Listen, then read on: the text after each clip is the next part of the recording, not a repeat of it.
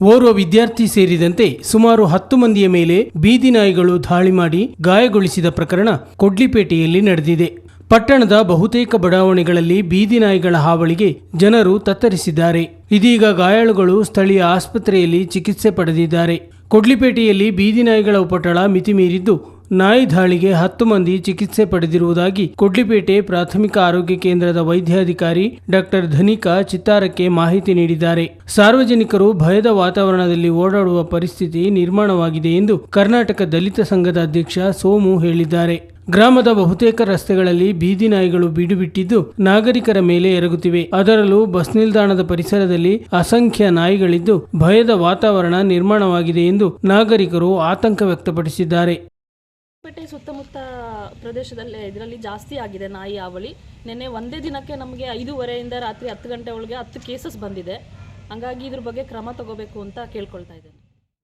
ಕೊಡ್ಲಿಪೇಟೆಯಲ್ಲಿ ಇತ್ತೀಚಿನ ದಿನಗಳಲ್ಲಿ ನಾಯಿಗಳ ಸಂಖ್ಯೆ ಜಾಸ್ತಿ ಆಗಿದೆ. ಮತ್ತು ಅವಕ್ಕೆ ನಾಯಿಗಳನ್ನ ಇಲ್ಲಿ ಬೀದಿಲಿ ಬಿಟ್ಬಿಟ್ಟಿದ್ರೆ ಜಾಸ್ತಿ ಸಿಕ್ಕಾಪಟ್ಟೆ ಆಗಿಬಿಟ್ಟಿದ್ದಾವೆ. ಆದ್ದರಿಂದ ಈ ನಾಯಿಗಳು ಏನು ಮಾಡ್ತವೆ ಅಂತಂದರೆ ಅವಕ್ಕೆ ಕೆಲವು ಕಾಯಿಲೆಗಳಿದೆ, ಅವು ನೋಡೋಕ್ಕೆ ಹೆದರಿಕೆ.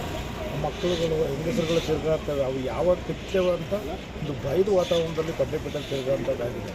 ನಿನ್ನೆ ದಿವಸ ಒಂದು 5 ಜನಕ್ಕೆ ಹುಚ್ಚು ನಾಯಿ ಕರೆದಿದೆ. 5 ಜನ ಬಡ ಕೂಲಿ ಕೆಲಸ ಮಾಡೋರಿಗೆ 5 ಜನ ಕರೆದಿದೆ.